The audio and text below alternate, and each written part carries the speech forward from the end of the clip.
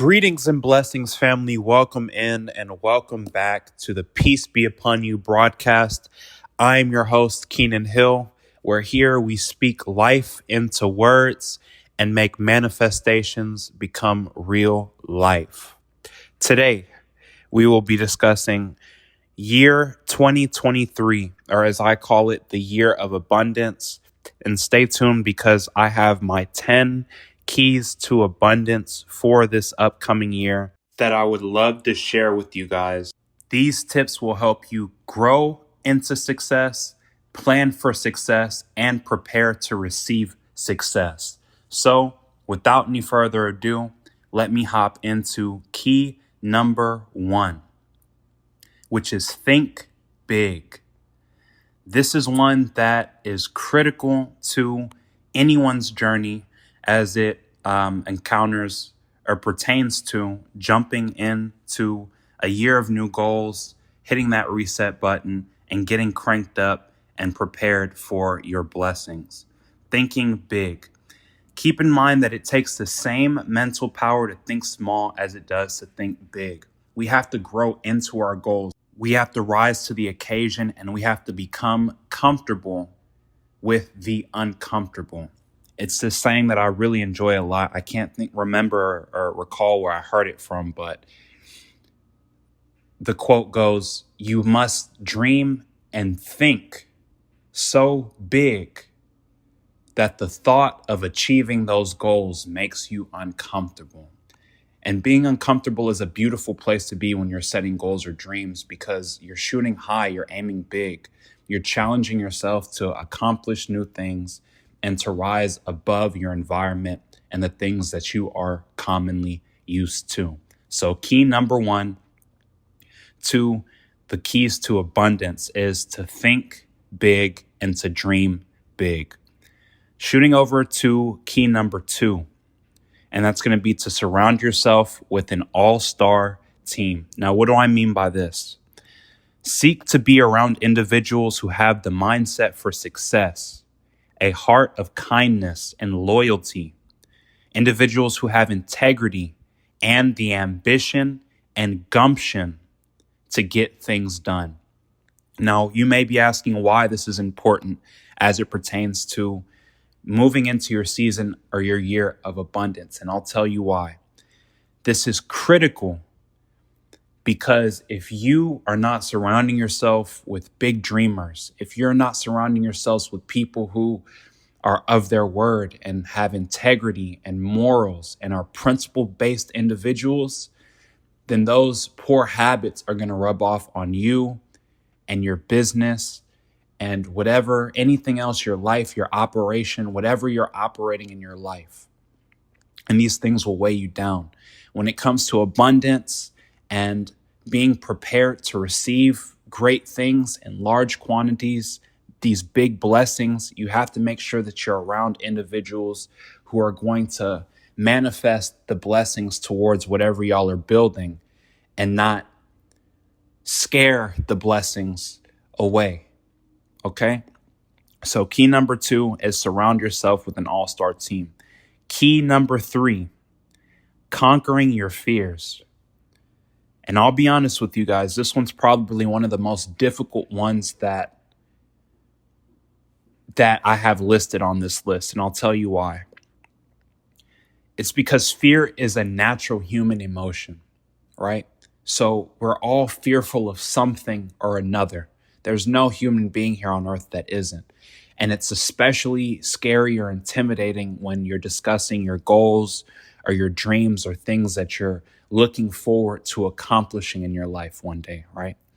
So, however, to reach true abundance, you have to remove those shackles of fear and take that leap of faith in your life, guys. Taking this leap of faith is critical. It's crucial.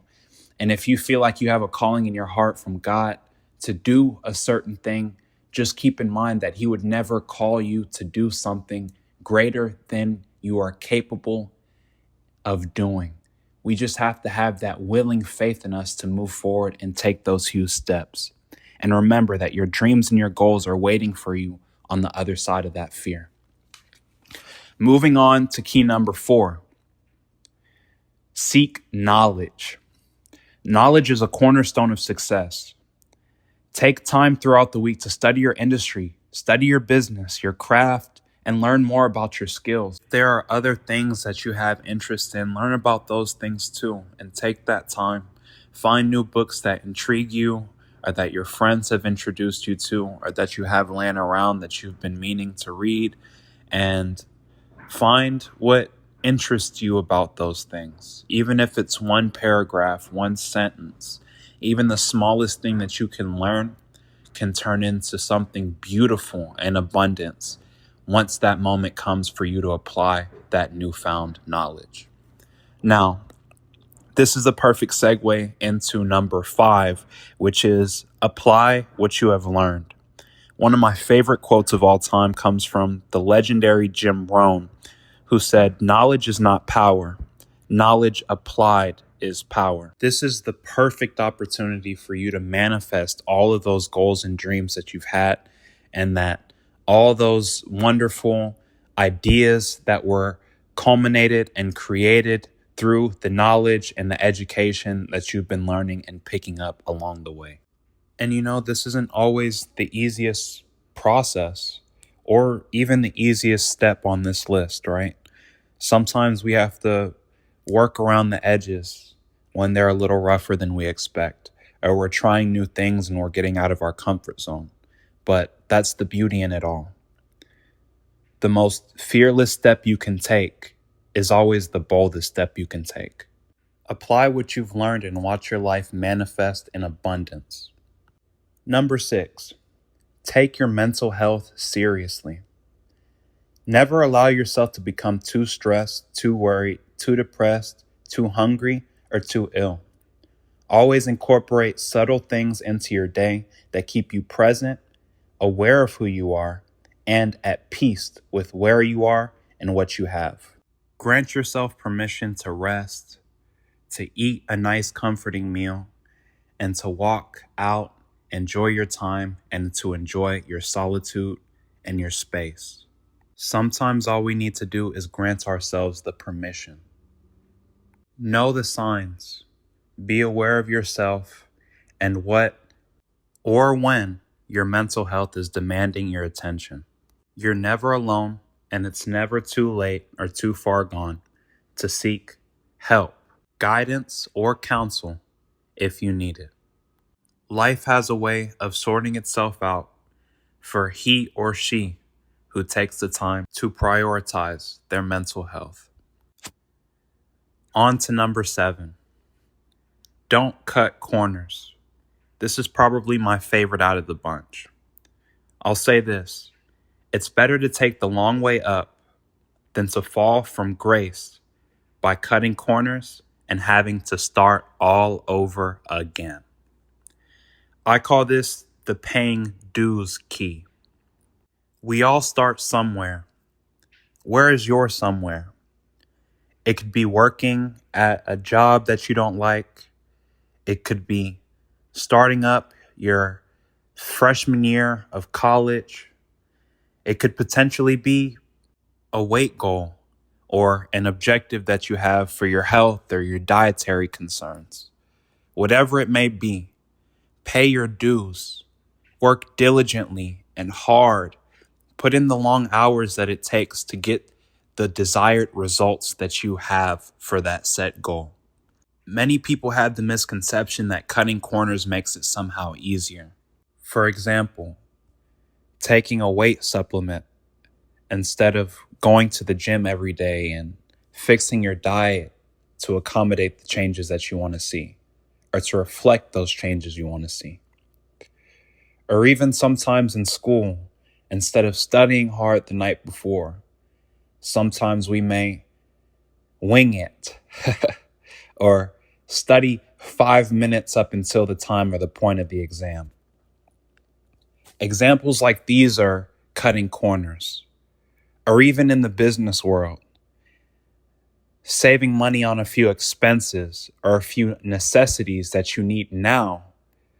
Short term, they have a benefit to give you that competitive edge. But in the long term, what is it doing to your business, your morale, your integrity. These are things that we should consider when we ponder on cutting corners. Remember, cutting corners never set you up to go further in the long run. They just set you back further in the long run. Now, key number 8 to abundance and success in the new year is finding your source, talking to God. Nobody can do it alone. Ask God for guidance when you feel lost, and ask yourself the tough questions necessary to getting you back on path and redirecting you towards your source. There's strength in self-understanding. God is sufficient, and prayer changes things. Key number 9, give. On our journey to abundance, we must give back. It's an obligation to those fortunate and blessed by God's grace and mercy. Being charitable and helping others is the most important act that you can do in this life. As highlighted in many faiths, religions, and beliefs all across the globe. A common misconception that we have about giving is that it has to be some form of financial contribution. This couldn't be any more incorrect. Giving is from the heart. Being kind, being a steward, passing along knowledge and information is charitable too. It's more than money. When you're able to give from your heart and God knows the intentions of that stewardship, you'll be blessed beyond belief. And not only that, you'll be blessing others in the process, and they'll be forever grateful for that contribution and that humbleness that you shared with them. Giving is an act of cleansing your spirit, your heart, your soul, your mind, your energy. It's so many people that can be impacted by a few kind words. Telling them how much you appreciate them, your friends, your family, your loved ones. Telling somebody out on the street that you encounter that you admire something about them. Even if you don't know them or never met them before. Even if you'll never see them again. Passing along kindness and generosity and peace to others comes back to you in ways that are unfathomable. And especially in times when you need to hear those kind words, or when you need somebody to be a steward to you, or when you need help the most. God has a way of making sure that your charitable acts always come full circle. Number 10 out of 10. Master the abundance mindset. To be honest with you, I think that this is probably one of the most important things that we can do on our journey to abundance.